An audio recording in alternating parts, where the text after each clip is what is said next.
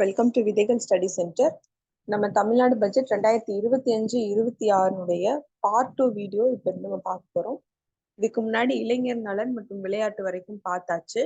இப்போ அதுல இருந்து நம்ம கண்டினியூ பண்ண போறோம். ஃபர்ஸ்ட் வீடியோ உங்களுக்கு யூடியூப்ல அப்லோட் ஆயிருக்கும், எல்லா குரூப்லயும் ஷேர் பண்ணிருப்பாங்க, பாருங்க.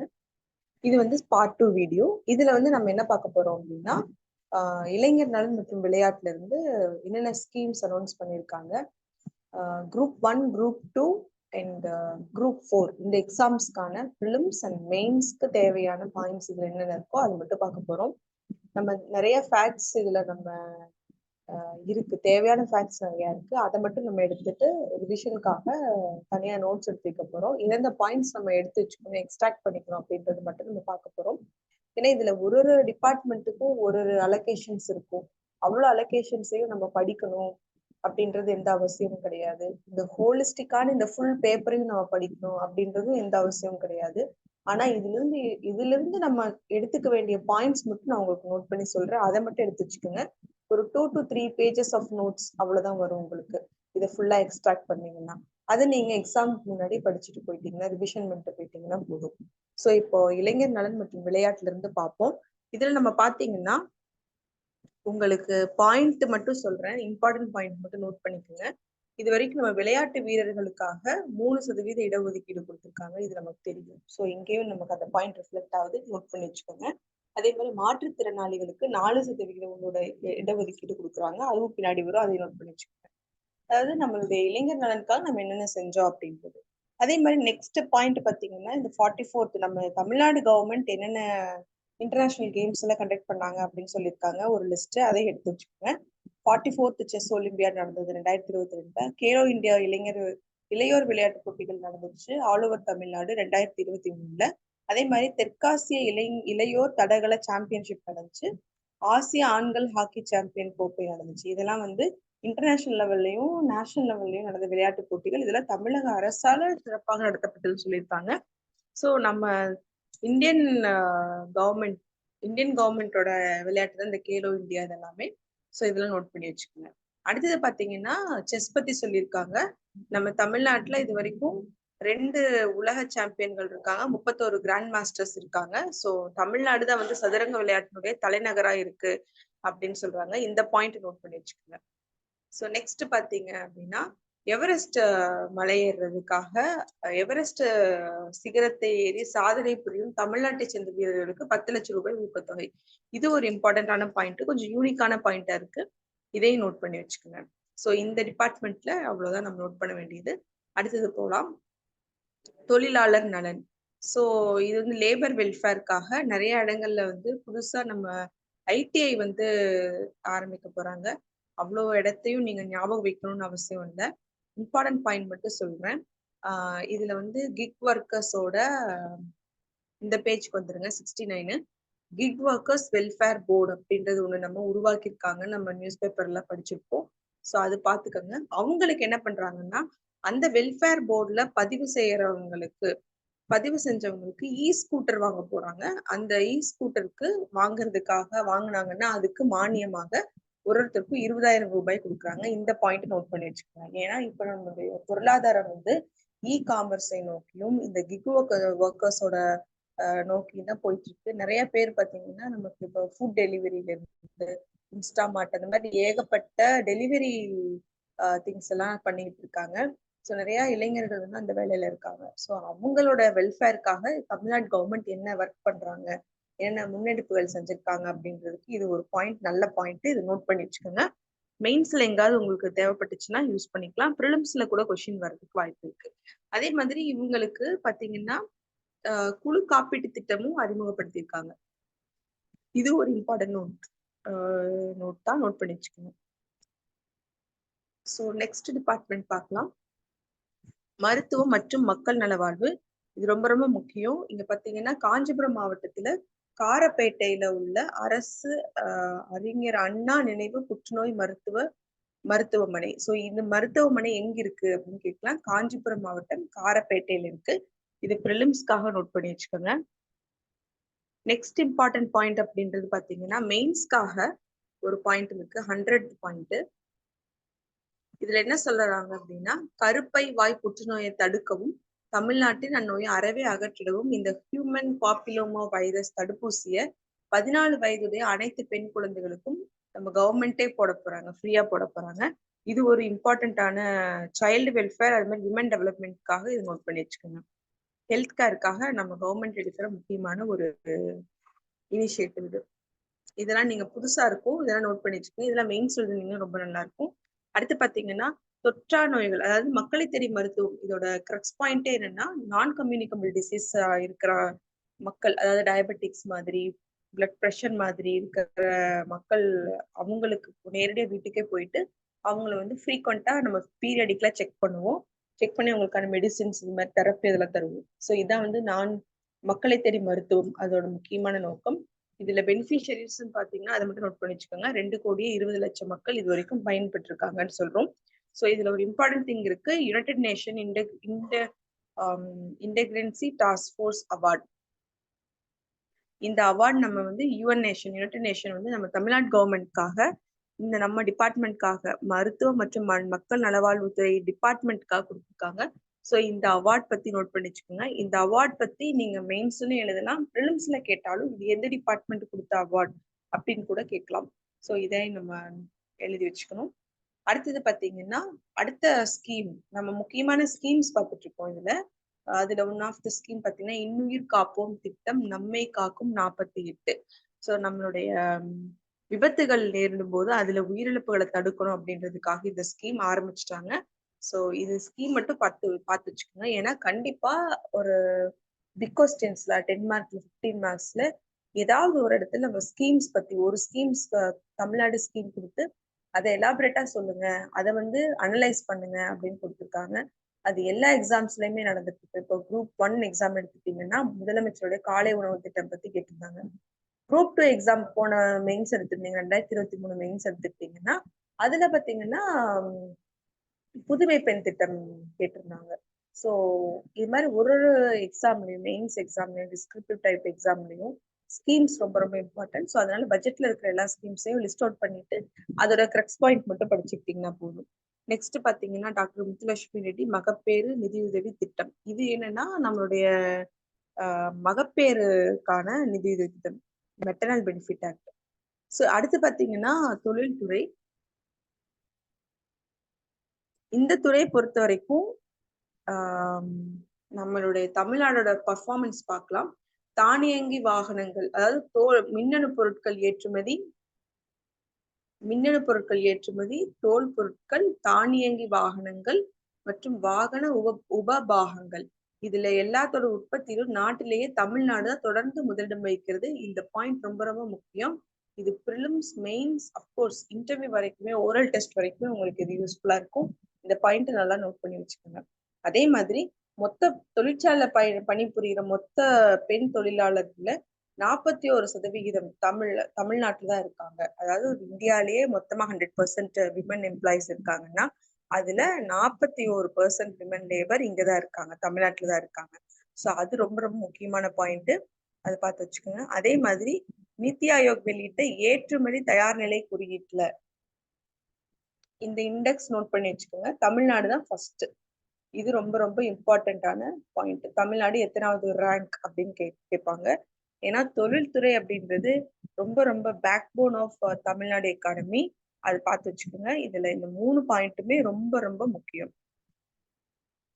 அடுத்தது பாத்தீங்கன்னா ஏற்றுமதியில 33% பங்குடன் இந்தியாவின் மிகப்பெரும் மின்னணு பொருட்களுக்கான ஏற்றுமதி சூழல் கொண்ட மாநிலமாக தமிழ்நாட்டுக்கு 33%, அதாவது நம்மளுடைய மின்னணு பொருட்கள்ல 33% தமிழ்நாட்டுல இருந்து ஏற்றுமதி ஆயிட்டு இருக்கு. மற்றபடி இந்த டாலர் அதெல்லாம் தேவையில்லை. அடுத்தது பாத்தீங்கன்னா ரொம்ப இம்பார்ட்டன்டான ஒரு பாயிண்ட், செமிகண்டக்டர்ஸ் பத்தி சொல்லியிருக்காங்க. தமிழ்நாடு செமிகண்டக்டர் மிஷன் 2030, இது ரொம்ப இம்பார்ட்டன்டானது. இதையும் நல்லா நோட் பண்ணி வச்சுக்கோங்க. இது என்ன பண்ண போறாங்கன்னா செமிகண்டக்டர் ஃபேப்லெஸ் லேப் அப்படின்றது ஆரம்பிக்க போறாங்க. ஸோ அடுத்தது பாத்தீங்கன்னா பொறியியல் மற்றும் வார்ப்பக தொழில். இது பாத்தீங்கன்னா கோவையில தான் இது ஹப் அப்படின்னு சொல்லுவோம். 2 இடத்துல வந்து ஸ்டார்ட் பண்றாங்க. அதாவது கோவை, சூலூர்லயும் பல்லடம்லயும் இந்த ஹப்ஸ் ஸ்டார்ட் பண்ண போறாங்க. அதாவது பொறியியல் பார்ட்ஸ்க்காக ஸ்டார்ட் பண்ண போறாங்க. இதுவும் வந்து செமிகண்டக்டர் லேப்ஸ் தான். செமிகண்டக்டர் உற்பத்திக்கான இயந்திர தொழில் பூங்கா. ஸோ செமிகண்டக்டர் மிஷன் கீழே இதுவும் வருது. செமிகண்டக்டர் உற்பத்திக்கான இயந்திர தொழில் பூங்கா வந்து கோயம்புத்தூர்ல சூலூர் இடத்துலயும் பல்லடம் அப்படின்ற இடத்துலயும் ஆரம்பிக்க போறாங்க.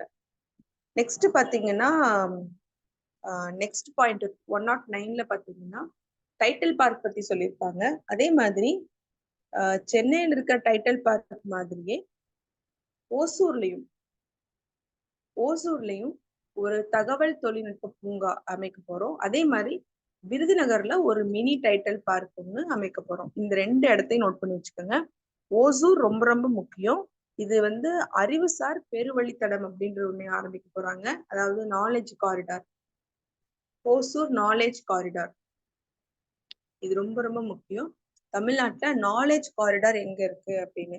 நாலேஜ் காரிடார்னா வேற ஒன்றும் இல்லை, நம்மளோட பெருநிறுவனங்கள் multinational companies, IT enabled service செக்டார்ஸ்ல இருக்கிற கம்பெனிஸ் வந்து அவங்களோட ரிசர்ச் அண்ட் டெவலப்மெண்ட், அதே மாதிரி அவங்களுடைய ஸ்கில் டெவலப்மெண்ட் சென்டர்ஸ் எல்லாம் இந்த ஓசூர் ரீஜன்ல அமைக்கிறதுக்காக நம்ம நிறைய அமைப்புகள் செட்டப்ஸ் எல்லாம் ஏற்படுத்தியிருக்கோம். ஆஃபீஸ் ஸ்பேஸ், இந்த மாதிரியான ஸ்கில் சென்டர்ஸ் இதெல்லாம் வந்து யூஸ்ஃபுல்லா இருக்கும் அவங்களுக்குன்னு சொல்லிட்டு நம்மளே ஒரு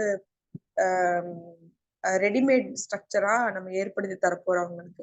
ஸோ எந்தெந்த கம்பெனிஸ் வராங்களோ அவங்க வந்துட்டு அங்க இருக்கிற இடத்த ஆக்குபை பண்ணிட்டு அவங்க ஸ்கில் டெவலப்மெண்ட் சென்டரும் ரிசர்ச் அண்ட் டெவலப்மெண்ட் சென்டரும் அவங்க வந்து செட்டப் பண்ணிக்கலாம். அதுக்கான போக்குவரத்து, அதே மாதிரி மற்ற மின்சாரம், இடம், அவங்களுக்கான ஸ்பேஸ், ஆஃபீஸ் ஸ்பேஸ் எல்லாமே வந்து நம்ம தமிழ்நாடு கவர்மெண்ட் ரெடியா நமக்கு ப்ரொவைட் பண்ண போறாங்க அவங்களுக்கு. ஸோ அதான் வந்து ஓசூர் அறிவுசார் பெருவழித்தடம். இதை பத்தின ஒரு டிஸ்கிரிப்டிவ் கொஸ்டின்ஸ் வந்தாலும் வரலாம். இல்லையா நீங்க வந்து நோட் பண்ணி வச்சுக்கோங்க, ப்ரிலிம்ஸ்க்காக இது யூஸ்ஃபுல்லா இருக்கும். மெயின்ஸ்ல நீங்க எங்கேயாவது இது யூஸ் பண்ற மாதிரி இருந்தா யூஸ் பண்ணலாம். அடுத்த இம்பார்ட்டன்ட் பாயிண்ட் தொழில்துறையிலேயே பாத்தீங்கன்னா தோல் அல்லாத காலணி உற்பத்தி. ஏன்னா இப்போ நம்ம வந்து லேபர் இன்டென்சிவான இண்டஸ்ட்ரீஸ வளர்க்கணும். அப்பதான் நமக்கு என்ன கிடைக்கும்னா வேலை வாய்ப்புகள் பெருகும்.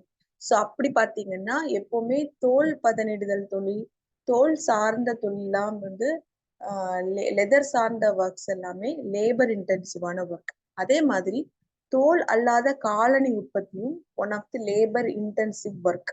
அங்க நிறைய லேபர் தேவைப்படுவாங்க. அதெல்லாம் பாத்தீங்கன்னா எங்கெங்க ஸ்டார்ட் பண்ண போறாங்க தொழிற்சாலை அப்படின்னு மட்டும் பார்த்து வச்சுக்கோங்க. ஜஸ்ட் ஒரு வியூ மட்டும் பார்த்து வச்சுக்கோங்க. பட் இந்த பாயிண்ட தெரிஞ்சுக்கோங்க. ஏன் நம்ம இதை வந்து ஸ்பெசிஃபிக்கா சொல்றோம் அப்படின்னா நமக்கு அதிகமான முதலீடு தேவைப்படும், அதிகமான லேபருக்கான வேலை வாய்ப்பு நமக்கு தேவைப்படும். ஸோ அது மட்டும் பார்த்துக்கோங்க. இந்த பட்ஜெட்ல புதுசா மேலூர்ல வந்து ஒரு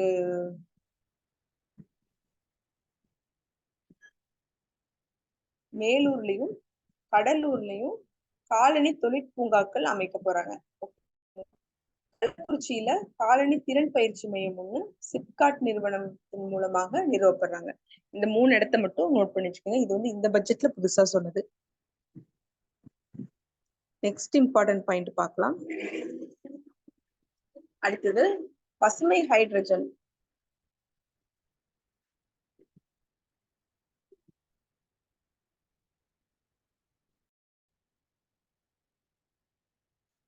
அடுத்து பசுமை ஹைட்ரஜன் ப்ராஜெக்ட் பத்தி சொல்லியிருக்காங்க. தூத்துக்குடி மாவட்டம் தான் வந்து பாத்தீங்கன்னா பசுமை ஹைட்ரஜனுக்கு நிறைய முதலீடுகள் ஈர்த்திருக்கு அப்படின்னு சொல்லியிருக்காங்க. ஸோ ஒரு டிஸ்ட்ரிக்ட்லயும் அந்த ஸ்பெசிஃபிக்கான டீட்டெயில்ஸ் இருக்கும் இல்லையா. தூத்துக்குடினா பசுமை ஹைட்ரஜன்ல ஸ்பெசிஃபிக்கா இருக்கு அப்படின்றத பார்த்து வச்சுக்கோங்க. அதே மாதிரி கோயம்புத்தூர் பத்தி சொல்லியிருக்காங்க. கோயம்புத்தூர் அப்படின்னு பாத்தீங்கன்னா பம்பு மோட்டார். எப்பவுமே வந்து நம்ம கோயம்புத்தூர் வெட் கிரைண்டர் பாத்தீங்கன்னா நம்ம GI டேக் வாங்கியிருக்கோம். ஸோ இந்த பம்ப் சிட்டி அப்படின்னு நம்ம சொல்லுவோம். So pump motor manufacturing and foundry, அதுல ஒரு சென்ட்ரல் ஆஃப் எக்ஸலன்ஸ் அப்படின்றது ஒண்ணு கோயம்புத்தூர்ல ஆரம்பிக்க போறாங்க. இதையும் நோட் பண்ணி வச்சுக்கோங்க. அடுத்த இம்பார்ட்டன்ட் பாயிண்ட்னு பாத்தீங்கன்னா நெக்ஸ்ட் பேஜ்ல ஒரு அதுக்கப்புறம் இம்பார்ட்டன்ட் இந்த பேஜ்ல எதுவுமே. நெக்ஸ்ட் பார்த்தோம்னா ராமநாதபுரம் மாவட்டத்துல புதிய விமான நிலையம் ஒன்று அமைக்கப்படும். இது ரொம்ப ரொம்ப முக்கியம். ராமேஸ்வரம் பகுதியில புதிய விமான நிலையம் ஒன்று அமைக்க போறோம். இது நோட் பண்ணி வச்சுக்கோங்க. நெக்ஸ்ட் பாத்தீங்கன்னா ஒரு கொள்கை, உற்பத்தி கொள்கை, அதாவது தமிழ்நாடு கடல் போக்குவரத்து உற்பத்தி கொள்கையை வந்து கவர்மெண்ட் அனௌன்ஸ் பண்ண போறாங்க அப்படின்னு சொல்றாங்க. இந்த மாதிரி பட்ஜெட்லயே ஒரு 5 to 6 பாலிசிஸை வந்து புதுசா இன்ட்ரடியூஸ் பண்றதுக்கு சொல்லியிருக்காங்க. ஸோ இப்போ பாலிசிஸ்லாம் ஏன் ரொம்ப இம்பார்ட்டன்ட்னா லாஸ்ட் 2023 குரூப் 2 மெயின்ஸ்ல ஐசிடி பாலிசி பத்தி கேட்டிருந்தாங்க. இன்ஃபர்மேஷன் கம்யூனிகேஷன் டெக்னாலஜி பாலிசி பத்தி கேட்டிருந்தாங்க. அதனால இம்பார்ட்டண்டா தமிழ்நாடு கவர்மெண்ட் அப்பப்போ விடுற மிஷன்ஸ், பாலிசி ஸ்டேட்மெண்ட் இந்த மாதிரி இருக்கிறத படிச்சு வச்சுக்கணும். அப்பதான் நம்மளால மெயின்ஸ் டேக்கிள் பண்ண முடியும். அதுல சரியா நம்ம ஓரளவு ஒரு 10 பாயிண்ட்ஸ் மட்டும் கிராப்ஸ் பண்ணி எழுதிட்டோம்னா கூட நமக்கு ஒரு 15 மார்க்ஸ்னா 10 மார்க்ஸ் 12 மார்க்ஸ் அந்த அளவுக்கு கூட நம்மளால மார்க் ஃபெச் பண்ண முடியும். பட் ரொம்ப ஈஸியா இருக்கும். ஈஸியா நம்ம வந்து ஸ்கோர் பண்ணலாம் இந்த மாதிரி கொஸ்டின்ஸ் அட்டென்ட் பண்ணும்போது. நெக்ஸ்ட் பாத்தீங்கன்னா உயர் தொழில்நுட்பத்துறை பத்தி சொல்லியிருக்காங்க. இதுல வந்து 2 டேர்ம்ஸ் சொல்றாங்க. உயிரியல் மருந்து அப்படின்றத சொல்றாங்க. பயோசிமிலஸ், அதே மாதிரி நோய் தீர்வியல் தெரபட்டிக்ஸ். இதுல எல்லாம் என்ன செய்யறோம்னா உயர் தொழில்நுட்பத்துறையில ரொம்ப ஸ்பெசிபிக்கா இருக்கிறது சொல்றாங்க. நீங்க பயோசிமிலஸ்னா என்ன, நோய் தீர்வியல் அதுல வந்து என்னென்ன கான்ட்ரிபியூஷன் இருக்கு அப்படின்றத மட்டும் பார்த்து வச்சுக்கோங்க. ஏன்னா சயின்ஸ் அண்ட் டெக்னாலஜில ரொம்ப முக்கியம். அடுத்து பாத்தீங்கன்னா எம்எஸ்எம்இ செக்டார் வரும். எம்எஸ்எம்இ செக்டார்ல ரொம்ப முக்கியம். தமிழ்நாடு கவர்மெண்ட் அப்படின்னு பாத்தீங்கன்னா ரொம்ப நல்லா பண்ணிட்டு இருக்காங்க. ஸோ தமிழ்நாடு வந்து 32 லட்சம் பதிவுகள், அதாவது ரெஜிஸ்டர் பண்ணிருப்பாங்களே எம்எஸ்எம்இல, அதுல 32 லட்சம் யூனிட்ஸ் வந்து பதிவு பண்ணிருக்காங்க. தமிழ்நாடு 3வது இடத்துல இருக்கு. ரொம்ப ரொம்ப இம்பார்ட்டன்டான ஒரு ப்ரிலிம்ஸ் பாயிண்ட். அப்கோர்ஸ் இந்த மெயின்ஸ்ல கூட யூஸ் பண்ணிக்கலாம், பட் 3வது இடத்துல இருக்கு. அதை நல்லா ஞாபகம் வச்சுக்கோங்க. அடுத்தது நெக்ஸ்ட் பேஜ்ல பாத்தீங்கன்னா சிட்கோ மூலமாக புதிய தொழில்பேட்டைகள் உருவாக்க போறாங்க. சோ அது எந்த இடம் அப்படின்னு மட்டும் பாத்துக்கோங்க. மேட்ச்ல கேட்கலாம். மொத்தம் 9 இடங்கள் இருக்கு. காஞ்சிபுரம் மாவட்டம் திருமுடிவாக்கம், விழுப்புரம் சாரம் மற்றும் நாயனூர், கரூர் மாவட்டம் நாகம்பள்ளி, திருச்சிராப்பள்ளியில இருக்கிற சூரியூர், மதுரை மாவட்டம் கருத்தப்புளியம்பட்டி, ராமநாதபுரம் மாவட்டம் தனிச்சியம், தஞ்சாவூர் மாவட்டம் நடுவூர், திருநெல்வேலி மாவட்டம் நரசிங்கநல்லூர். இந்த 9 பிளேசஸையும் நோட் பண்ணி வச்சுக்கோங்க. இதெல்லாம் இங்கெல்லாம் வந்து புதிய தொழில்பேட்டைகள் அமைக்க போறாங்க. சிட்கோ தான் இதுக்கு ஃபுல்லா எல்லாமே பண்ண போறாங்க. இதனால 17,500 நபர்கள் வேலை வாய்ப்பு கிடைக்கும். அடுத்தது பாத்தீங்கன்னா ரொம்ப இம்பார்ட்டன்ட் பாயிண்ட். இங்க ஒரு ஒரு டிஸ்ட்ரிக்டும் ஒரு ஒரு ஸ்பெஷாலிட்டிஸ் நம்ம சொன்னோம் இல்லையா, அதே மாதிரி தேனியில பாத்தீங்கன்னா நறுமண பொருள், நாமக்கல்னா முட்டை, ராமநாதபுரத்துல வந்து மின் கடத்தி உபகரணங்கள், எஸ்பெஷலி பரமக்குடியில, தஞ்சாவூர்ல வந்து கைவினை பொருட்கள், சென்னையில பொறியியல் உற்பத்தி பொருட்கள். இது எல்லாத்தையும் நோட் பண்ணிக்கோங்க. ஒரு ஒரு டிஸ்ட்ரிக்டோட ஸ்பெஷாலிட்டிஸ். நீங்க என்ன செய்ய போறாங்கன்னா இங்க வந்து ஒரு பொது வசதி மையங்கள் அப்படின்றத ஆரம்பிக்க போறாங்க. பட் அதை விட நம்ம ஒரு ஒரு டிஸ்ட்ரிக்ட்லயும் என்னென்ன இம்பார்ட்டன்டான ரீஜனல் இம்பார்ட்டன்ஸ் என்னன்றதை மட்டும் நோட் பண்ணி வச்சுக்கோங்க. அவ்வளவுதான். அடுத்தது பாத்தீங்கன்னா ஒரு ஸ்கீம் இருக்கு, அண்ணல் அம்பேத்கர் தொழில் முன்னோடிகள் திட்டம். இந்த திட்டத்துல என்ன செய்யறாங்க அப்படின்னு பாத்துக்கோங்க. 35% மூலதன மானியம் கொடுக்குறாங்க, 6% வட்டி மானியம் கொடுக்குறாங்க, 10 வருஷத்துக்கு கடன் கொடுக்குறாங்க. ஓகேங்களா. இது வந்து ஆதி திராவிடர் மற்றும் பழங்குடியினர் தொழில் முனைவோர் இருக்காங்க இல்லைங்களா, அவங்களுக்கு கொடுக்குற ஒரு ஸ்கீம் தான், ஒரு பெனிஃபிஷியரி ஸ்கீம். ஸோ இந்த ஸ்கீம் பத்தி பார்த்து வச்சுக்கோங்க. மூலதன மானியமா 35%, வட்டி மானியமா 6%. நோட் பண்ணி வச்சுக்கோங்க. அடுத்தது கலைஞர் கைவினை திட்டம். இது ரொம்ப ரொம்ப இம்பார்ட்டன்ட். ஏன்னா இப்போ இது ரீசெண்டா ஸ்டார்ட் பண்ணிருக்காங்க. கிட்டத்தட்ட தௌசண்ட்ஸ் ஆஃப் அப்ளிகேஷன்ஸ் வந்து வந்திருக்கு, நல்ல ரெஸ்பான்ஸ் வந்திருக்குன்னு நம்ம நியூஸ் பேப்பர்ஸ் எல்லாம் பார்த்திருக்கோம்.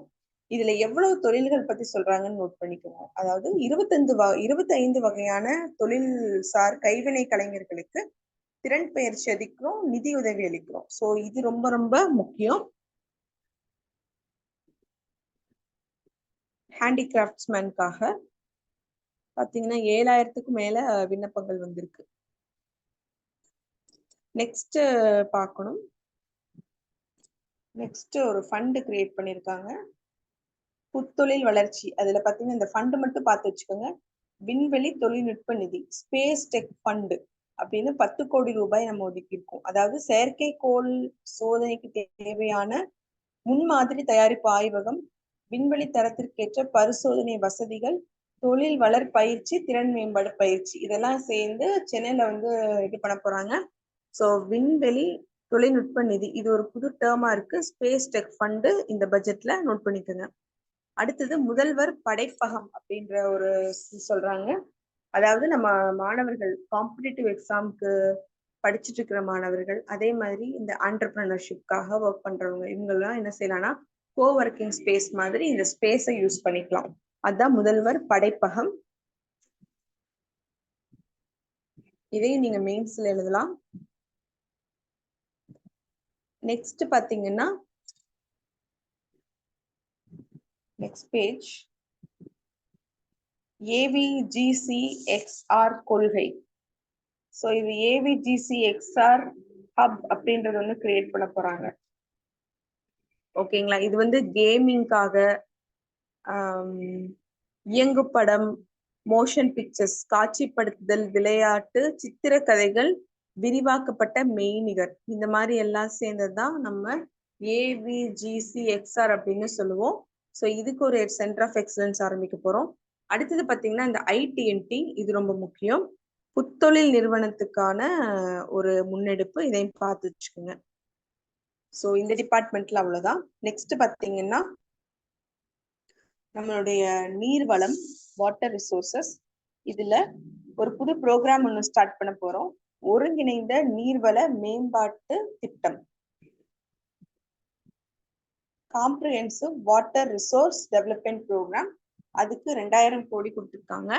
இந்த ஒரு ப்ரோக்ராம் மட்டும் பார்த்துக்கோங்க. இதுல என்ன பண்ண போறோம்னா நம்ம புதுசா இருக்கிற ஒரு இரிகேஷன் ப்ராஜெக்ட், அதே மாதிரி நீர்ப்பாசன திட்டங்கள், இதெல்லாம் வந்து புதுசா என்ன இருக்கு அதோட ஆய்வு பண்ணி ஏதாவது முக்கியமான இடங்கள் நம்ம போடணுமா அப்படின்றத பார்க்க போறோங்க. ஸோ அதான் இந்த ஸ்கீம்.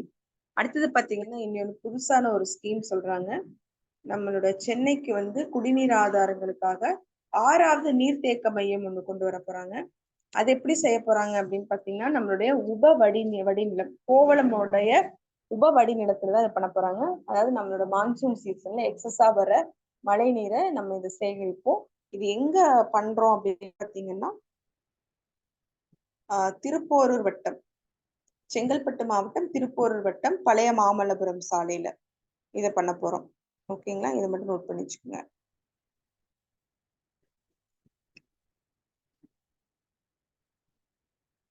ஆறாவது நீர்த்தேக்கம், அதையும் பார்த்து வச்சுக்கோங்க.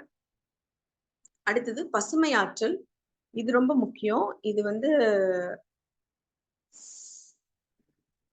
ரெனியூவபிள் எனர்ஜிக்காக பசுமை. இதுல பாத்தீங்கன்னா நம்ம 2 இடங்கள்ல, அதாவது வெள்ளிமலை அப்படின்ற இடத்துலயும் ஆழியார், இந்த 2 இடத்துலயும் நம்ம என்ன செய்ய போறோம்னா நீரேற்று மின் திட்டங்கள், ஹைட்ரோ பவர் ப்ராஜெக்ட்ஸ் கொண்டு வர போறாங்க. இதை நோட் பண்ணி வச்சுக்கோங்க. அதே மாதிரி சூரிய ஒளி சோலார் அப்படின்னு பாத்தீங்கன்னா பேட்டரி எனர்ஜி ஸ்டோரேஜ் சிஸ்டம் அப்படின்றது ஒன்று உருவாக்க போறாங்க. அதே மாதிரி நெக்ஸ்ட் பார்ப்போம்.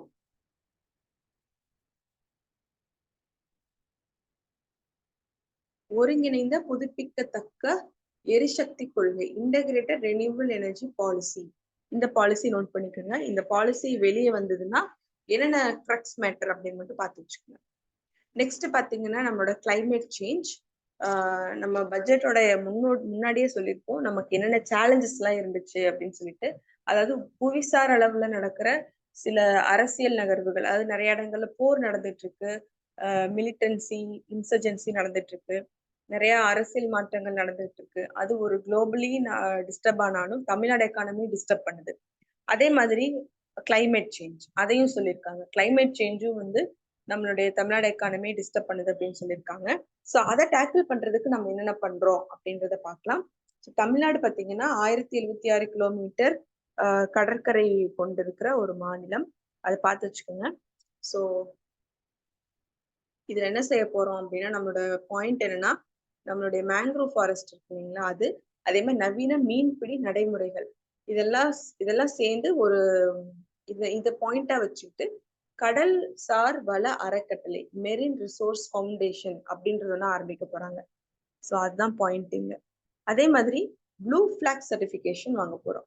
ப்ளூ ஃபிளாக் சர்டிஃபிகேஷன் அப்படின்றது பார்த்தீங்கன்னா ஒரு 33 கிரைட்டீரியா இருக்கிற ஒரு சர்டிஃபிகேஷன் தான். நீலக்கொடி சான்று பார்த்தீங்கன்னா அதுல கடல் நீரோட தரம் குவாலிட்டி, சுற்றுச்சூழல் கல்வி, பொது சுற்றுச்சூழல் மேலாண்மை, அதே மாதிரி பாதுகாப்பு சேவைகள், அதாவது டூரிசம் ஓரியன்டான ஒரு இதுதான். இதுல பாத்தீங்கன்னா சென்னையில இருக்கிற திருவான்மியூர், பாலவாக்கம், உத்தண்டி, தூத்துக்குடியில இருக்கிற குலசேகரப்பட்டினம், விழுப்புரம்ல இருக்கிற கீழ்புதுப்பட்டு, கடலூர் மாவட்டத்துல இருக்கிற சாமியார்பேட்டை, இந்த மாதிரி ஒரு 6 கடற்கரைகளுக்கு ப்ளூ பிளாக் சர்டிபிகேஷன் வாங்குறதுக்கு ட்ரை பண்ணுவோம்னு சொல்லியிருக்காங்க. நிறைய விஷயங்கள் நாங்க செய்வோம் அப்படின்னு சொல்லிட்டு ஃபண்ட் அலோகேட் பண்ணியிருக்காங்க. ஸோ இந்த ஏரியா மட்டும் பார்த்து வச்சுக்கோங்க. அதே மாதிரி சிஎன்ஜி யூஸ் பண்ணுவோம்னு சொல்லியிருக்காங்க. அதாவது 700 டீசல் பேருந்துகளுக்கு வந்து இயற்கை எரிவாயு மூலமா, இப்போ டெல்லியில எல்லாமே எல்லா பஸ்ஸுமே சிஎன்ஜி பஸ் தான். ஸோ அதே மாதிரி தமிழ்நாட்டிலேயும் இதை எடுத்துட்டு வந்திருக்காங்க. ஸோ இது ரொம்ப முக்கியம். அடுத்து பாத்தீங்கன்னா நம்ம வேட்டையாடும் பறவைகள், அதாவது கழுகு, பருந்து, வல்லூர்கள், இதெல்லாம் எங்க காணப்படும் அப்படின்னு பாத்தீங்கன்னா நீலகிரி, கோவை, திருநெல்வேலி, மதுரையில அரிட்டாப்பட்டி, பள்ளிக்கரணை, இந்த இடங்கள்லாம் வந்து வேட்டை பறவைகள் அதிகமா இருக்கு அப்படின்னு சொல்றாங்க. சோ இதனுடைய வாழ்வாதாரங்களை பாதுகாக்கிறதுக்காக வேட்டை பறவைகள் ஆராய்ச்சி அமைப்பு அப்படின்ற ஒரு அமைப்பு வந்து ஏற்படுத்த போறாங்க. இந்த பாயிண்ட் நோட் பண்ணிக்கோங்க. வேட்டை பறவைகள் ஆராய்ச்சி அமைப்பு. அதே மாதிரி பூநாரைகள் வருது இல்லைங்களா தனுஷ்கோடி பகுதியில, அதனால தனுஷ்கோடிய பூநாரை பறவைகள் சரணாலயமா அனௌன்ஸ் பண்ண போறாங்க. நெக்ஸ்ட் பாத்தீங்கன்னா திருவண்ணாமலையில மேல் செங்கம் அப்படின்ற இடத்துல ஒரு பல்லுயிர் பூங்கா, பயோடைவர்சிட்டி பார்க், அதையும் வந்து ஸ்டார்ட் பண்ண போறாங்க. ஸோ இந்த டிபார்ட்மெண்ட்ல அவ்வளவுதான். நெக்ஸ்ட் பார்க்கலாம். நெக்ஸ்ட் பாத்தீங்கன்னா டிரான்ஸ்போர்ட் டிபார்ட்மெண்ட். இதுல வந்து நிறைய மின் பேருந்துகள் வாங்க போறோம், எலக்ட்ரிக் பஸ் வாங்க போறோம். அது பாத்தீங்கன்னா யாரோட நிதி உதவியில வாங்குறோம்ன்றது பாத்துக்கோங்க. உலக வங்கி மற்றும் ஜெர்மன் வளர்ச்சி வங்கி கடனுதவியில வாங்க போறோம். மற்றபடி எவ்வளவு பஸ் வாங்க போறோம் அப்படின்றது மேட்டர் கிடையாது. இந்த மின் பேருந்துகள் வாங்குறோங்கிறது ஒரு ஃபர்ஸ்ட் விஷயம். ரெண்டாவது விஷயம், யாரு ஹெல்ப் பண்றாங்க நமக்கு? உலக வங்கியும் ஜெர்மன் வளர்ச்சி வங்கியும் தான் செய்யறாங்க. அடுத்து பாத்தீங்கன்னா மினி பஸ் பத்தி சொல்லியிருக்காங்க. 1997ல மினி பஸ் ஸ்கீம் அப்படின்ற ஸ்டார்ட் பண்ணிருக்காங்க. இப்ப திருப்பியும் அதை என்ன செய்ய போறாங்க, ரிவைவ் பண்ணி தேவையான இடங்களுக்கு கொண்டு வர போறாங்க. அதை மட்டும் நோட் பண்ணிக்கோங்க. 1997ல தான் மினி பஸ் ஸ்கீம் ஆரம்பிச்சாங்க. ஸோ நெக்ஸ்ட் பாத்தீங்கன்னா metro rail project. Metro rail ப்ராஜெக்ட்ல வந்து நிறைய பிளேசஸ் சொல்லியிருக்காங்க. ஒரு தடவை பார்த்துக்கோங்க, அவ்வளவுதான். இப்போதைக்கு கோயம்புத்தூர்ல, மதுரையில எல்லாம் வரப்போகுது மெட்ரோ ரயில் ப்ராஜெக்ட். அதுக்கான ஃபீசிபிலிட்டிஸ் எல்லாம் பார்த்துட்டு இருக்காங்க. இன்னொரு பாயிண்ட் என்னன்னா, இது மட்டும் நோட் பண்ணிக்கோங்க. மண்டல விரைவு போக்குவரத்து அமைப்பு, ரீஜனல் ரேபிட் டிரான்சிட் சிஸ்டம். அதாவது நியூ டெல்லி மீரட்ல இருக்கிற மாதிரி தமிழ்நாட்டுக்கும் இதை நம்ம பண்ண முடியுமா அப்படின்றத, செமி ஹைஸ்பீட் ரயில்வே அமைப்புகள் ஏற்படுத்த முடியுமா அப்படின்றத பார்க்க போறாங்க. அவ்வளவுதான். பாசிபிலிட்டிஸ் பார்க்க போறாங்க. மற்றபடி அது வந்ததுன்னா நம்ம நெக்ஸ்ட் பார்த்துக்கலாம். நெக்ஸ்ட் டிபார்ட்மெண்ட் ஆதி திராவிடர் பழங்குடியினர் நலன். இது பார்த்துக்கோங்க. ஏன்னா நம்ம வந்து சோசியல் இஷ்யூஸ்ல இது ஒரு இம்பார்ட்டன்டான டாபிக். எஸ்சி எஸ்டியோடைய வெல்ஃபேர் ஆக்டிவிட்டிஸ். லாஸ்ட் 2023 குரூப் 2 மெயின்ஸ்ல இது ஒரு 6 மார்க் எக்ஸ்க்ளூசிவான ஒரு 6 மார்க்கை கேட்டிருந்தாங்க. ஸோ இப்ப பாத்தீங்கன்னா பட்ஜெட்ல இருந்தே நீங்க அப்படி நேரடியா ஒரு 6 மார்க் எழுதலாம். அது முதலமைச்சரின் சமூக பொருளாதார மேம்பாட்டு திட்டம். இப்ப 6 மார்க் கிடையாது, 10 மார்க்கா கேட்பாங்க. ஸோ நிறைய பாயிண்ட்ஸ் எழுதுறதுக்கு நோட் பண்ணி வச்சுக்கோங்க. இந்த சிஎம் அரை ஸ்கீம் நோட் பண்ணிக்கோங்க. அடுத்த ஸ்கீம் இருக்கு, அயோத்திதாச பண்டிதர் குடியிருப்புகள் மேம்பாட்டு திட்டம். இந்த ஸ்கீமும் ரொம்ப இம்பார்ட்டன்ட். இதுல வந்து முக்கியமா தெருவிளக்கு, குடிநீர் வசதி, இந்த மாதிரியான பேசிக் இன்ஃப்ராஸ்ட்ரக்சரை டெவலப் பண்ண போறாங்க. ஸோ அது பார்த்துக்குங்க. நெக்ஸ்ட் அண்ணல் அம்பேத்கர் அயலக உயர்கல்வி திட்டம்.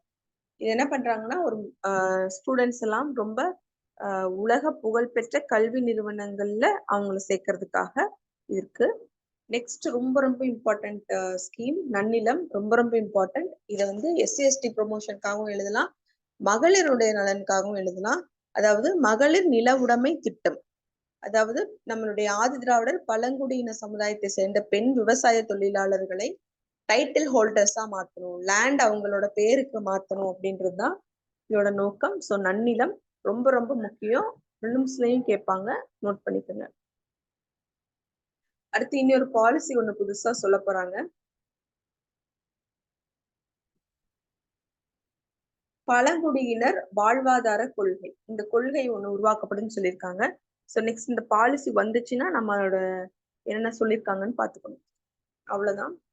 அடுத்து பாத்தீங்கன்னா மத நல்லிணக்கம், அதாவது சமூக நல்லிணக்கம் ஊராட்சி விருது. இதை பார்த்து வச்சுக்கோங்க. கம்யூனல் ஹார்மோனி அப்படின்றது நமக்கு ஒரு ஒன் ஆஃப் த டாபிக். அதுல இந்த பாயிண்ட் கூட நம்ம எழுதலாம். 10 ஊராட்சிகளை சூஸ் பண்ணி 1 கோடி ரூபாய் ஊக்கத்தொகை கொடுக்க போறோம். சமூக நல்லிணக்கத்துக்கு ஒர்க் பண்ற, நல்லபடியா செஞ்ச 10 ஊராட்சிகளை நம்ம சூஸ் பண்ண போறாங்க. ஸோ மற்றதெல்லாம் ஒரு ஓவர்வியூ பார்த்துக்கோங்க. பெருசா இம்பார்ட்டன்ட் அப்படின்னு நிறைய இல்லை. நெக்ஸ்ட் டிபார்ட்மெண்ட் எங்க வர்றீங்கன்னா, நீங்க மாற்றுத்திறனாளி நலன் வந்துருங்க.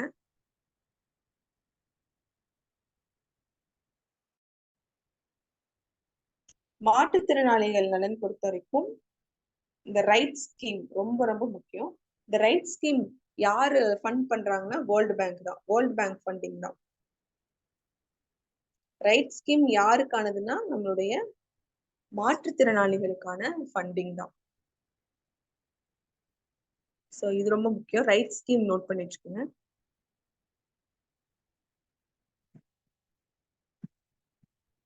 ஸோ நெக்ஸ்ட் பாத்தீங்கன்னா முதலமைச்சருடைய தாயுமானவர் திட்டம்.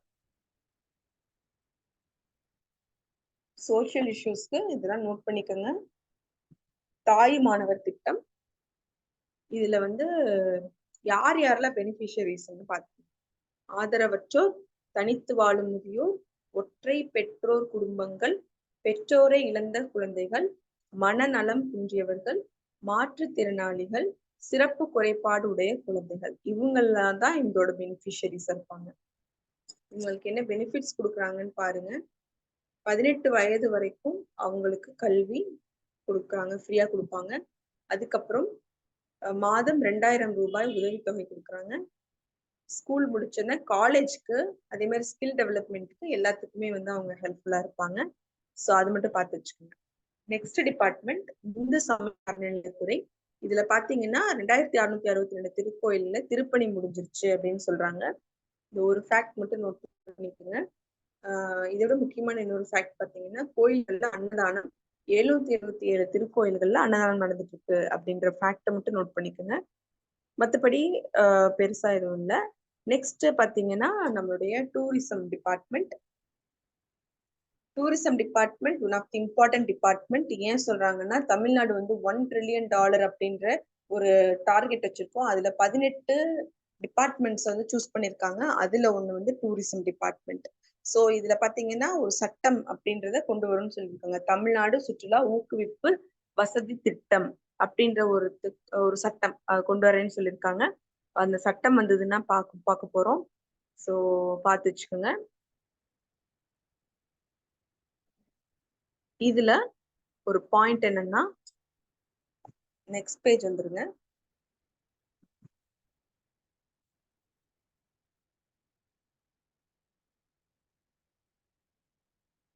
எஸ், கடலோர சுற்றுலா வழித்தடங்கள். அதாவது இப்ப சுற்றுலா வழித்தடங்கள், டூரிசம் காரிடார்ஸ். நம்ம வந்து இண்டஸ்ட்ரியல் காரிடார்ஸ் பார்த்திருப்போம்.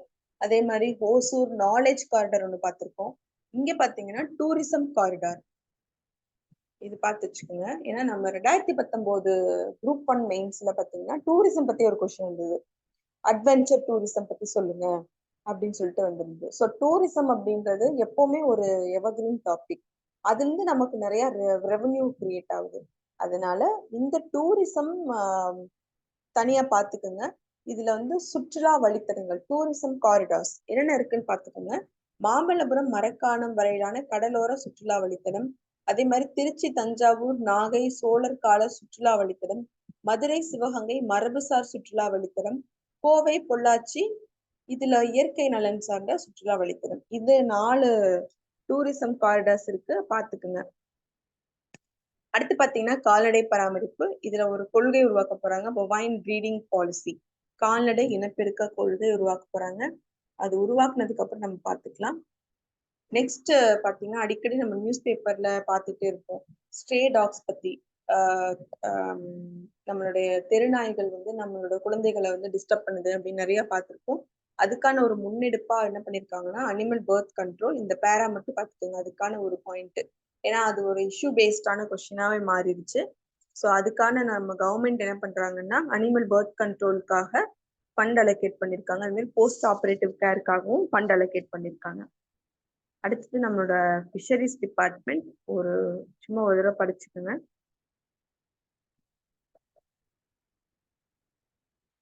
நெக்ஸ்ட் நம்ம நோட் பண்ண வேண்டிய பாயிண்ட் மட்டும் சொல்றேன். லாஸ்ட் வந்துருங்க.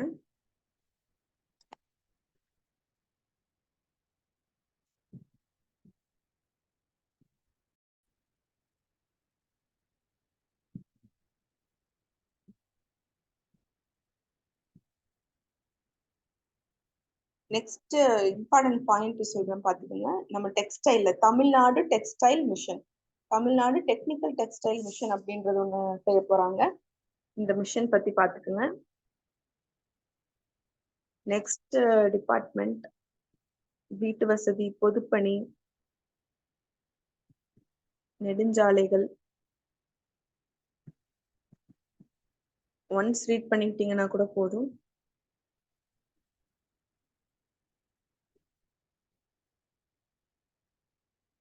ஓகே, நெக்ஸ்ட் நீங்க நோட் பண்ற பாயிண்ட் பாத்தீங்கன்னா ஒரு 4-5 பேஜ் வந்துருங்க.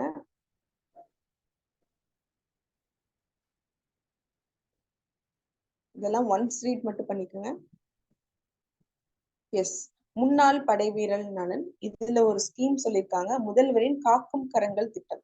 முதல்வரின் காக்கும் கரங்கள் திட்டம் வந்து யாரு பெனிஃபிஷியரிஸ் அப்படின்னு மட்டும் பார்த்து வச்சுக்கோங்க. அது வந்து முன்னாள் படை வீரர் நலனுக்கான திட்டம். அவங்களோட அவங்களோட கைம்பெண்கள், அவங்களோட ஃபேமிலிக்கான திட்டம் இது. நெக்ஸ்ட் ஒரு இம்பார்ட்டன்ட் பாயிண்ட் இருக்கு இதுல, அரசு அலுவலர் நலன். ஓகே, இது வந்து எல்லா டிவிலையும் ஃபிளாஷ் நியூஸ் போடுறாங்க. பட் ரெக்ரூட்மெண்ட் பண்ண போறாங்கன்னு சொல்லியிருக்காங்க. அதே மாதிரி குடியிருப்புகள் ஏற்படுத்த போறாங்கன்னு சொல்லியிருக்காங்க. பட் இது எக்ஸாம் பாயிண்ட் ஆஃப் வியூல நமக்கு அவ்வளோ இம்பார்ட்டன்ஸ் கிடையாது. எக்ஸாம் பாயிண்ட் ஆஃப் வியூன்னு பார்த்தீங்கன்னா இங்க வந்துருங்க. அதாவது நம்மளுடைய சிம்பிள் கவர்மெண்ட் அப்படின்ற பாயிண்ட் ஒன்று இருக்கு.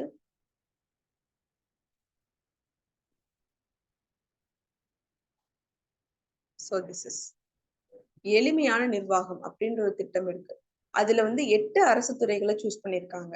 அதாவது பொதுமக்கள் வந்து இந்த 8 அரசு துறைகள் மூலமாக ஏதாவது சான்றிதழ்களோ ஆவணங்களோ வாங்கணும் அப்படின்னா அந்த நடைமுறைகளை வந்து எளிமையாக்கியிருக்காங்க. ஸோ இதுதான் வந்து சிம்பிள் கவர்மெண்ட். இப்போ நம்ம 1 ட்ரில்லியனுக்கு 18 டிபார்ட்மெண்ட்ஸ் சூஸ் பண்ண மாதிரி சிம்பிள் கவர்மெண்ட் திட்டத்துல எத்தனை அரசு துறைகள் இருக்கு அப்படின்னு கேட்கலாம். 8 அரசு துறைகள் இருக்கு. பிரிலிம்ஸ்க்காக இதை நோட் பண்ணி வச்சுக்கோங்க. அடுத்து பாத்தீங்கன்னா அடுத்த ஒரு இம்பார்ட்டன்டான ஸ்கீம் முதல்வரின் முகவரி ஸ்கீம். இது நம்மளுடைய கிரீவன்ஸ் ரிட்ரஸல் ஸ்கீம் தான். அது பாத்துக்கோங்க, அது உங்களுக்கு தெரிஞ்சிருக்கணும். இந்த கிரீவன்ஸ் ரிட்ரஸல் ஸ்கீம்ஸ் பத்தி பாத்துக்கோங்க. அதே மாதிரி மக்களுடன் முதல்வர் அப்படின்ற ஒரு ஸ்கீம். இதுல என்ன செய்யணும்னா 15 டிபார்ட்மெண்ட் இருக்காங்க. 15 டிபார்ட்மெண்ட் அவங்க கிட்ட ஏதாவது நம்மளுடைய பெனிஃபிட்ஸ் வேணும்னா 30 டேஸ்க்குள்ள அந்த மனுக்களுக்காக, அந்த கோரிக்கைகளுக்காக தீர்வு காணணும் அப்படின்றதா நம்மளோட இந்த ஸ்கீமோட நோக்கம். ஸோ இந்த ஸ்கீம் பார்த்துக்கோங்க, மக்களுடன் முதல்வர் அப்படின்றது.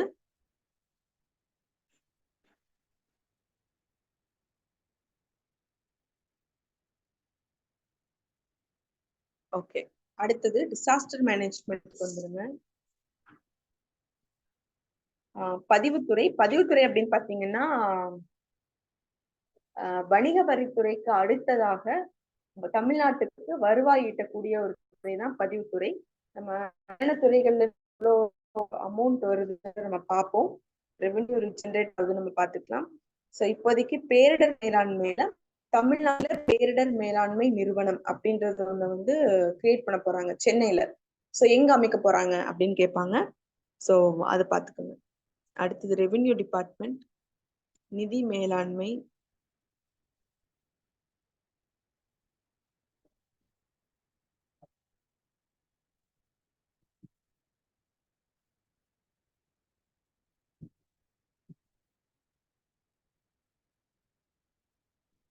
நெக்ஸ்ட் கவர்மெண்ட் இனிஷியேட்டிவ்ஸ் வருது.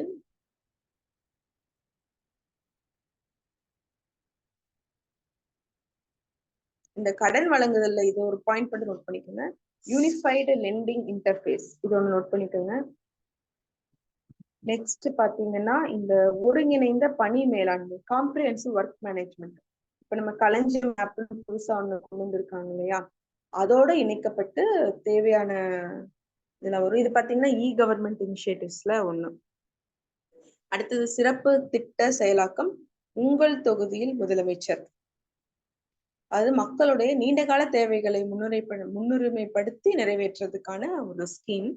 உங்கள் தொகுதியில் முதலமைச்சர், இதையும் பார்த்து வச்சுக்கோங்க. ஸோ இதோட ஸ்கீம்ஸ் எல்லாமே முடியுது. அடுத்து நம்ம பார்க்க போறது என்ன அப்படின்னு பாத்தீங்கன்னா நம்மளுடைய நிதி நிலைமை, தமிழ்நாடு கவர்மெண்ட்டுடைய நிதி நிலைமை, மாநில அரசின் நிதி நிலைமை. ஸோ நம்ம முதலே சொன்ன மாதிரி நம்மளோட ரெவென்யூ அப்படின்னு பாத்தீங்கன்னா வணிக வரித்துறை தான் ஃபர்ஸ்ட். அதுதான் வந்து அதிகமான ரெவென்யூ ஜென்ரேட் பண்றது. அடுத்து பாத்தீங்கன்னா முத்திரைத்தாள் பத்திரப்பதிவு கட்டணங்கள், அது வந்து 2வது. 3வது வாகனங்கள் மீதான வரிகள், அது 3வது. அடுத்து ஆயத்தீர்வை, அது வந்து 4th. ஸோ இதான் வந்து நம்மளோட ஆர்டர் பண்ணுங்க அப்படின்னு கேட்கலாம். அதாவது எதுல இருந்து அதிக வருவாய் வருது அப்படின்றது கேட்கலாம். அதே மாதிரி நம்மளுடைய கவர்மெண்ட்னுடைய ஓவரால் வருமானம் அப்படின்னு பார்க்கலாம். 1 செகண்ட்.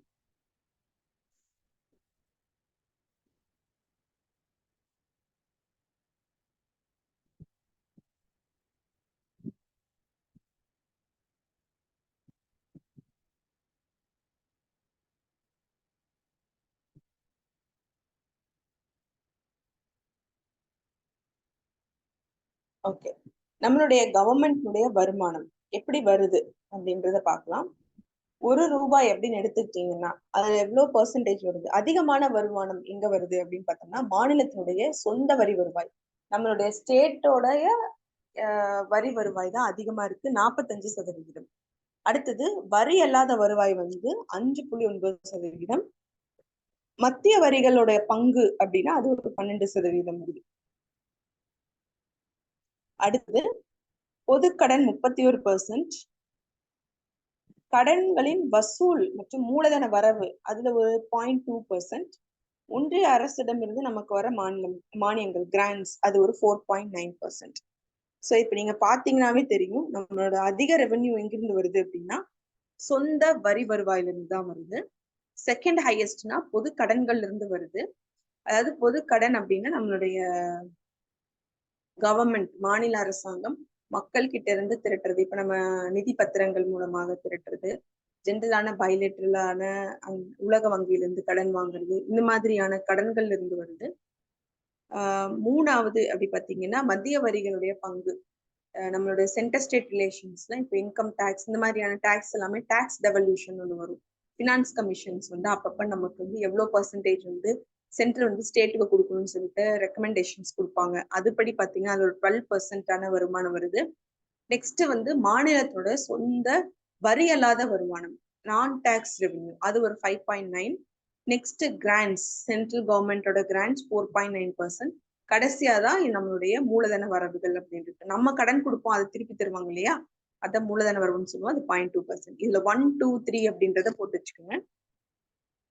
எவ்வளவு பர்சன்ட்னு உங்களுக்கு ஞாபகம் இல்லைனாலும் அட்லீஸ்ட் எதுல இருந்து அதிக வருமானம் வருது, வருவாய் வருது. இது வருமானம்னு சொல்ல முடியாது, வருவாய், ரெவென்யூ. இன்கம் அப்படி சொல்ல முடியாது, ரெவென்யூ அப்படி சொல்லலாம். there is lot of difference. So first சொந்த வரி வருவாய், செகண்ட் பொது கடன், தேர்டு வந்து மத்திய வரிகளுடைய பங்கு, ஃபோர்த் சொந்த வரி அல்லாத வருவாய், ஃபிஃப்த் கிராண்ட்ஸ், சிக்ஸ்த் தான் இது மூலதன வரவு. ஸோ இந்த 6 பாயிண்ட்டையும் பார்த்து வச்சுக்கோங்க. ஓகே, அதே மாதிரி ஒரு வருமானம் வருது அப்படின்னா நம்ம அதை எப்படி செலவு பண்றோம் அப்படின்னு பார்க்கலாம். அதோட கிராஃபிக் கீழே கொடுத்துருக்காங்க.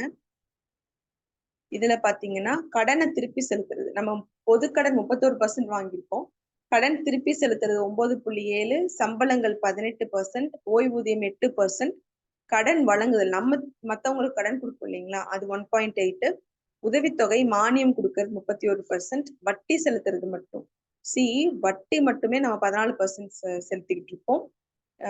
மூலதன செலவு அப்படின்றது கேபிட்டல் எக்ஸ்பெண்டிச்சர் அது வந்து 11%. அதே மாதிரி பராமரிப்புகள் செலவு, செயல்பாடுகளுக்கான பராமரிப்புகள் செலவு 3.5, ஜஸ்ட் மெயின்டெனன்ஸ் ஆன செலவு 3.5%. ஸோ இதுல ஹையஸ்ட் அப்படின்னு பாத்தீங்கன்னா ஹையஸ்ட் டு லோவஸ்ட் அப்படின்னா நம்ம மானியங்களுக்கு அதிகமா செலவு பண்றோம். 31% செலவு பண்றோம். அடுத்தது நம்மளோட சம்பளங்களுக்காக 18% செலவு பண்றோம். மூணாவது வட்டி செலுத்துறதுக்காகவே நம்ம 14.5% செலவு பண்றோம். அடுத்தது மூலதன செலவு, கேபிட்டல் எக்ஸ்பெண்டிச்சர். அதாவது ஒரு கவர்மெண்ட் வந்து கேபிட்டல் எக்ஸ்பெண்டிச்சர் எவ்வளவு நல்லா பண்றாங்க, அதாவது infrastructure development, road construction, bridge construction, இது மாதிரி இன்ஃப்ராஸ்ட்ரக்சர் டெவலப்மெண்ட்டுக்கான பண்றதா நம்ம கேபிட்டல் எக்ஸ்பெண்டிச்சர். அது 11.8% தான் இருக்கு. அது அதிகப்படுத்தணும். அங்கதான் நம்மளுடைய ரியல் growth அப்படின்றது இருக்கு. நெக்ஸ்ட் பாத்தீங்கன்னா கடனை திருப்பி செலுத்துறது. இது வந்து பிரின்சிபல் அமௌண்ட். வாங்கின கடனை திருப்பி கொடுக்கறது. அடுத்தது ஓய்வூதியம், அதுல ஒரு 8% போகுது. அப்புறம் மெயின்டெனன்ஸ்க்காக ஒரு 3%. கடைசியா வந்து நாம கடன் கொடுக்கறது கம்மியா தான் இருக்கு, அது 1.8%. ஸோ 8 காம்பனன்ட்ஸ் இருக்கு.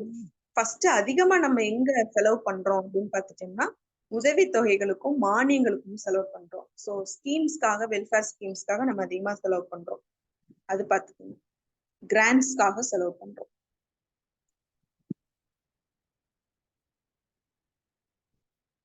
நெக்ஸ்ட் பார்க்கலாம். இந்த நிதி நிலைமை தான் நம்ம கிராஃபிக்கல் ரெப்ரசன்டேஷன்ல பார்க்கிறோம்.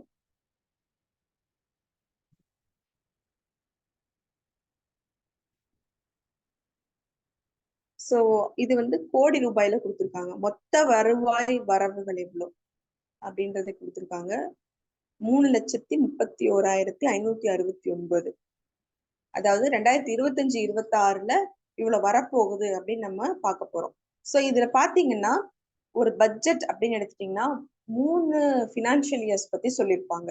அதாவது முந்தைய ஃபினான்ஷியல் இயருடைய ஆக்சுவலான ஃபிகர்ஸ் என்ன, நடப்பு நிதியாண்டினுடைய ரிவைஸ்ட் எஸ்டிமேட் என்ன, திருத்திய மதிப்பீடு என்ன, ஃபியூச்சர்ல அடுத்த நிதியாண்டினுடைய மதிப்பீடு என்னவா இருக்கும், எஸ்டிமேட்ஸ் என்னவா இருக்கும். இந்த 3 ஃபினான்ஷியல் இயர்ஸ் பத்தின ஒரு ஓவர் வியூவும் பட்ஜெட்ல சொல்லுவாங்க. ஸோ சென்ட்ரல் கவர்மெண்ட் பட்ஜெட்டா இருந்தாலும் சரி, ஸ்டேட் கவர்மெண்ட் பட்ஜெட்டா இருந்தாலும் சரி, 3 ஃபினான்ஷியல் இயர்ஸ் பத்தின ஃபிகர்ஸ் உங்களுக்கு கொடுத்துருப்பாங்க. ஸோ அதுல பாத்தீங்கன்னா மொத்த வருவாய் வரவுகள், மொத்த வருவாய் செலவினங்கள், இது ஒரு தடவை பாத்துக்கோங்க. காம்பனன்ஸ் மட்டும் என்னன்னு பாத்துக்கோங்க. வருவாய் பற்றாக்குறை இருக்கு பாருங்க, 41,000 கோடி இருக்கு.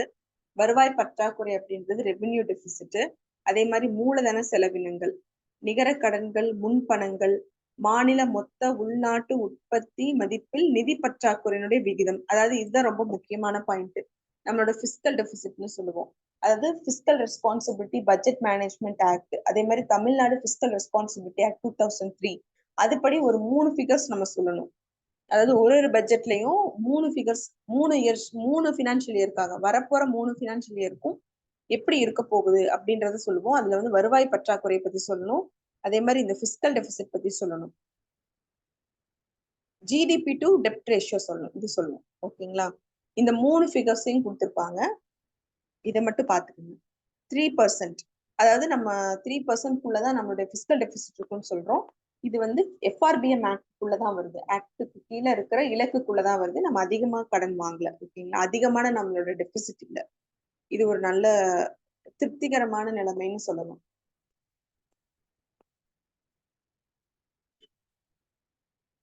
நெக்ஸ்ட் பார்க்கலாம். எஸ் எஸ் இது பாத்தீங்கன்னா நம்ம ரெவென்யூ டெபிசிட்டும் பிஸ்கல் டெபிசிட்டும் சொல்லியிருக்காங்க. இதுதான் ட்ரெண்ட்ஸ். இந்த ட்ரெண்டை பார்த்துக்கணும். அதாவது 2020-21 இருந்து 26, 25-26 ஒரு பட்ஜெட் எஸ்டிமேட்ஸ் வரைக்கும் இருக்கிற ட்ரெண்ட்ஸ் பார்க்கலாம். பற்றாக்குறை என்ன ஆயிட்டு இருக்குதுன்னா 41,000. முதல்ல வந்து 2020ல 62,000 இருந்தது, இப்ப 41,000 குறைஞ்சிருக்கு. இது ஒரு நல்ல ஒரு ட்ரெண்ட் தான். அதாவது தொடர்ந்து குறைஞ்சிருக்கா இல்ல தொடர்ந்து அதிகமா இருக்கா அப்படின்னு கேட்பாங்க. அப்படி இல்ல, ஒரு ஸ்லைட்டா இங்க கொஞ்சம் டிராப் ஆகி மறுபடியும் அதிகம் தான் இருக்கு. ஸோ ஒரு கிராஜுவலா தான் இந்த லாஸ்ட் 3 இயர்ஸ்ல மட்டும் கிராஜுவலா குறைஞ்சிருக்கு. ஓகே, அதை பார்த்துக்குங்க. ட்ரெண்ட் எப்பவுமே ஒரு எக்கானமில ட்ரெண்ட் பாக்குறது ரொம்ப முக்கியம். நெக்ஸ்ட் பாத்தீங்கன்னா பெர்சன்டேஜா கொடுத்துருக்காங்க 1.17%. பட்ஜெட் எஸ்டிமேட்ஸ்ல நம்மளோட ரெவென்யூ டெபிசிட் இப்படிதான் இருக்கும் அப்படின்னு சொல்றாங்க. இதை மட்டும் நோட் பண்ணி வச்சுக்கோங்க. 1.17. நெக்ஸ்ட் பாத்தீங்கன்னா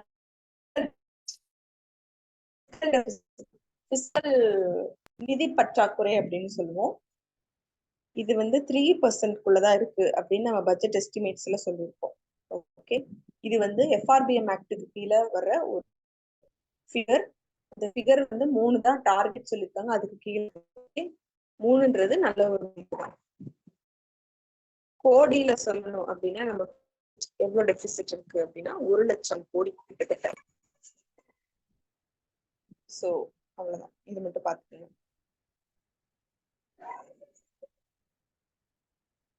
1,00,000 கோடி, அவ்வளவுதான்.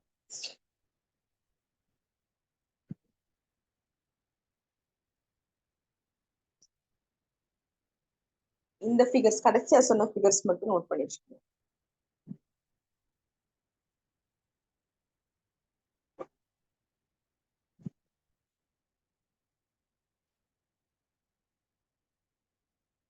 இப்ப நம்ம சொன்னதுதான் இவங்க பாயிண்ட்ஸ் பை பாயிண்ட்ஸா கொடுத்துருக்காங்க.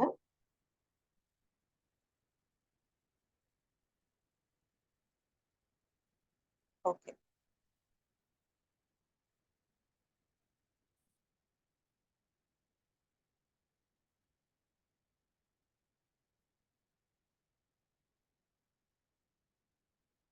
முக்கியமான அறிவிப்புகள், அதாவது புதுசான அறிவிப்புகள்னு சொல்லலாம். அதுல பாத்தீங்கன்னா நம்ம மகளிர் நலனுக்காக மகளிர் பேர்ல விமன் பேர்ல நம்மளோட டைட்டில் கொடுக்கும்போது அவங்க பதிவு கட்டணத்திலிருந்து ஒரு 1% குறைச்சுக்குவோம் அப்படின்னு சொல்றாங்க.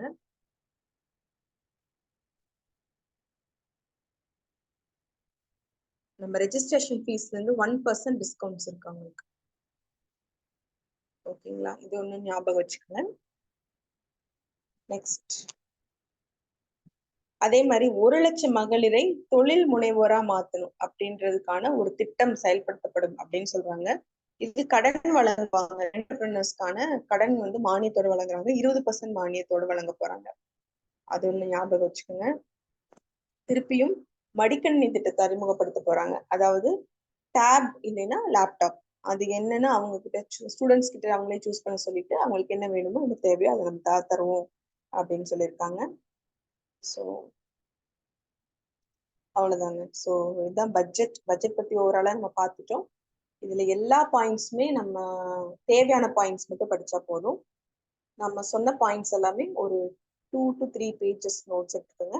சொன்ன டேட்டா மட்டும் படிங்க. தேவையான அளவுக்கான டேட்டா மட்டும் படிங்க. அவ்வளவுதான் ஞாபகம் வைக்க முடியும். அதை கரெக்டா நம்ம ரீப்ரொடியூஸ் பண்ணி எழுதினாலே போதும். மெயின்ஸ்ல நல்ல மார்க் வாங்க முடியும். அஃப்கோர்ஸ் பிலிம்ஸ்ல வர மாதிரியான கொஸ்டின்ஸ் நிறைய சொல்லியிருக்கேன். அது மட்டும் நீங்க எக்ஸாம் முன்னாடி ரிவிஷன் பண்ணிட்டு போயிருக்கீங்க. நெக்ஸ்ட் வந்து நம்ம அக்ரி பட்ஜெட் மற்ற எல்லாத்தையும் நம்ம பார்க்கலாம். ஸோ நெக்ஸ்ட் வீடியோல பார்க்கலாம். Thank you so much.